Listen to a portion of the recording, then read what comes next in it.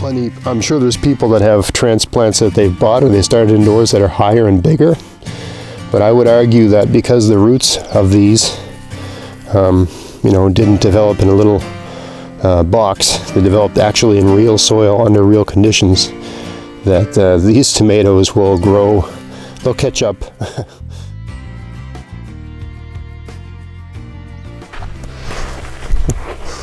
Hi, it's Greg here with MaritimeGardening.com, and I get a lot of questions about my tomatoes. I've started tomatoes outdoors. I don't do transplants inside my house for anything. I direct seed everything, despite having being challenged with a short growing season and less than ideal growing conditions. This week's a perfect example of that. We're going to have, it's around 12 or 13 degrees Celsius right now outside. The high today is going to be 24 or 22, I think. And it's going to be sunny. So it's going to be sunny and 22 today and tomorrow, Monday and Tuesday. Then it's going to rain all week, which means there isn't going to be any bright sun or anything like that. So it's less than ideal for growing heat-loving things when you've got no sun. Because it's just a foggy, rainy place where I live, even though it's zone 6A. That just tells you that it doesn't get as cold as other places in the winter. It doesn't speak about how much sun and heat you get in the summer. There's plenty of places, there's zone 5 or zone 4, that actually get more sun, more sunlight, more sun shining through during the growing season and have actually better summer growing conditions. Anyway, so I direct seed my tomatoes. I direct seed them under hoop houses and I direct seed them under my cold frames, and I would have planted them, I basically put them in the ground, put the seeds in the ground when I see the dandelions make their yellow flowers. When a critical mass of dandelion, not when I see the first dandelion bloom, but when I see a number of dandelions in bloom on my lawn. Yes, I have dandelions on my lawn. That's when I sow my tomato seeds, and that's when I do a lot of things like that under plastic.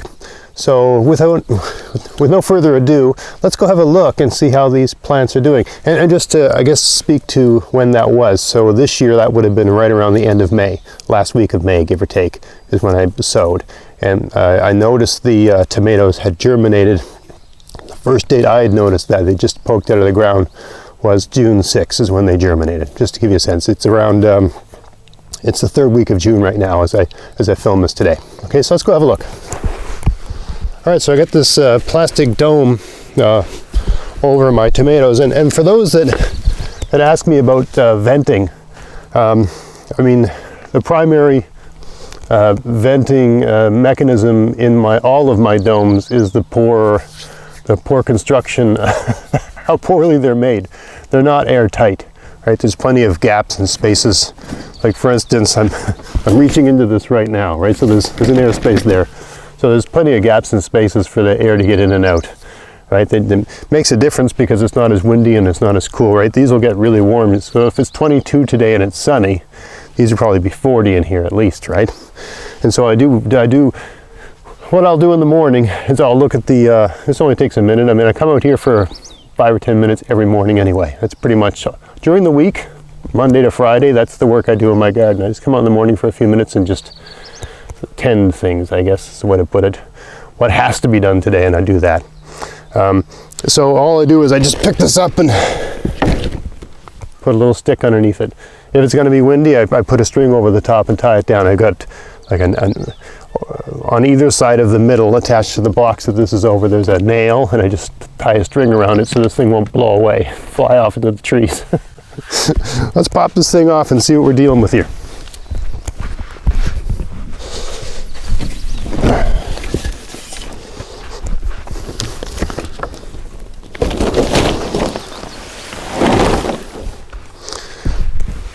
All right, so I don't know how well this comes off on camera. Let me get you a bit closer here. See if I can film this.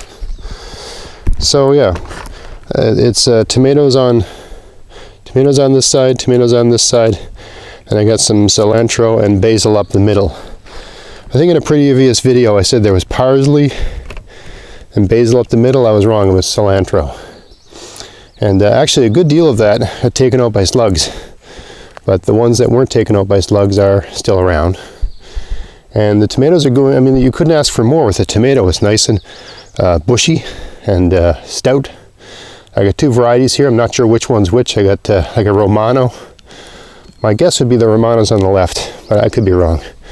Like a Romano plum tomato on the left and a beefsteak on the right is what I think. And yes, they're planted too close together. I will thin these out as time goes on. I've got some other places I want to put them, right? You start them in here and then you move them, right?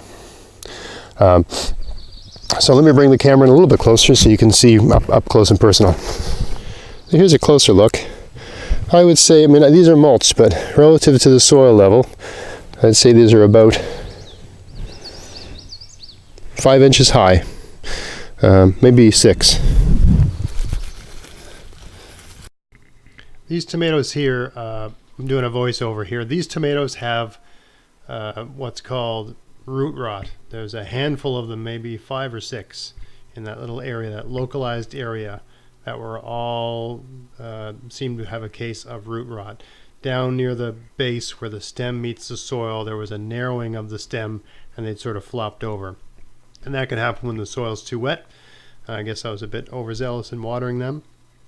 No big deal. I just pulled all of them out, and I even took a little bit of the soil out and threw them in the woods. So that's an area about a foot long, give or take. And that's no big deal at all.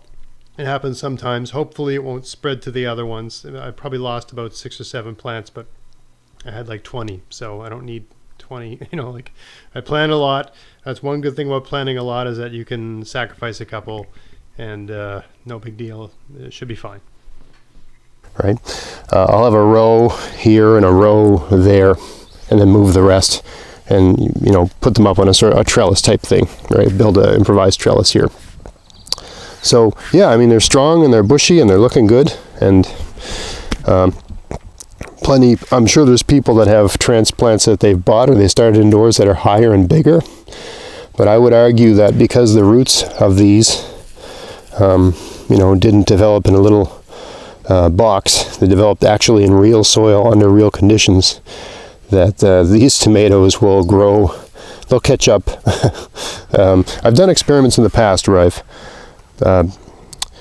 done it this way and also bought transplants and stuck them in the ground, and even though these start off a bit smaller, I've noticed that these catch up to the transplants and they surpass them very quickly.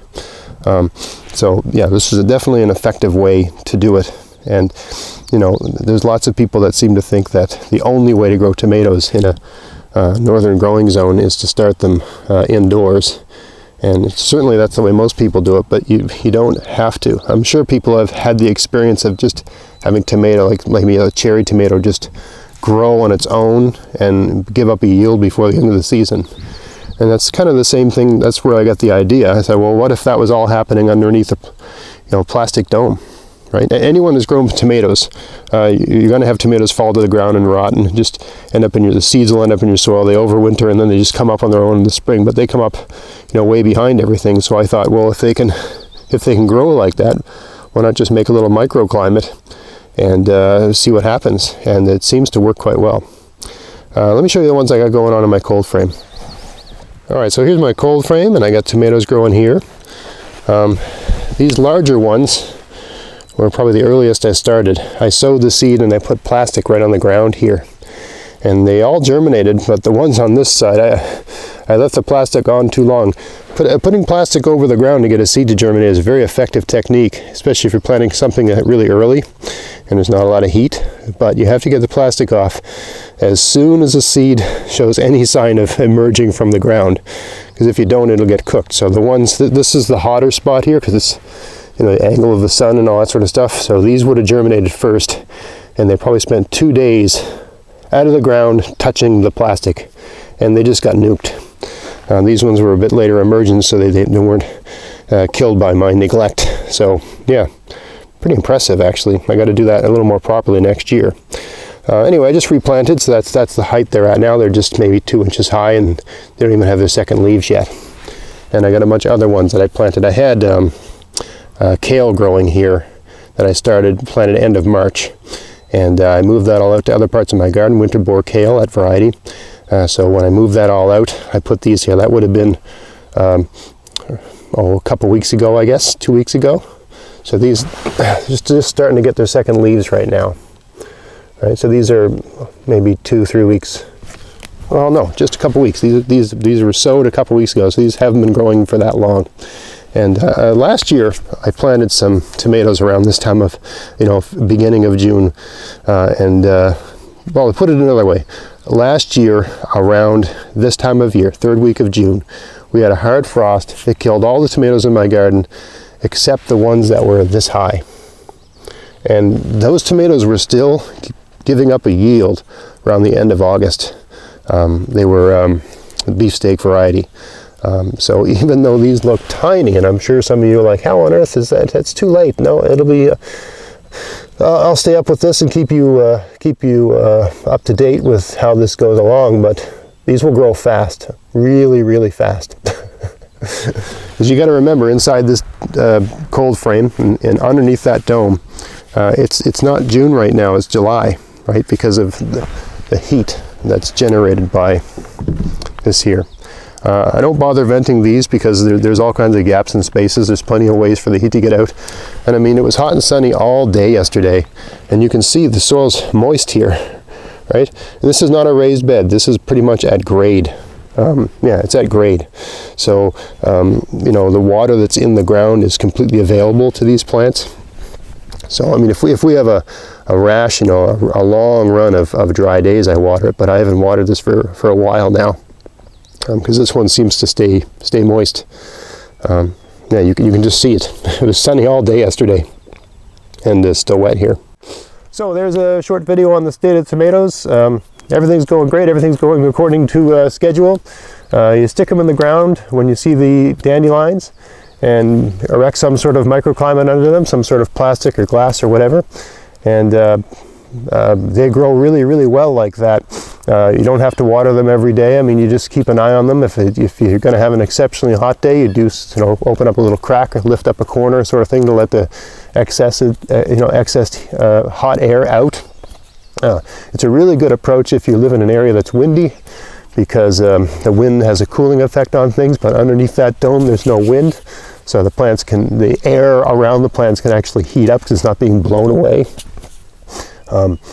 The plants have such a huge advantage over conventional transplants, because the roots are, instead of growing in a little tiny box in some fake soil, right, they're fanned out into the ground, deep into the ground, right? Some of those ones, I haven't watered these for quite some time. You don't have to water them all the time because they're actually in the ground.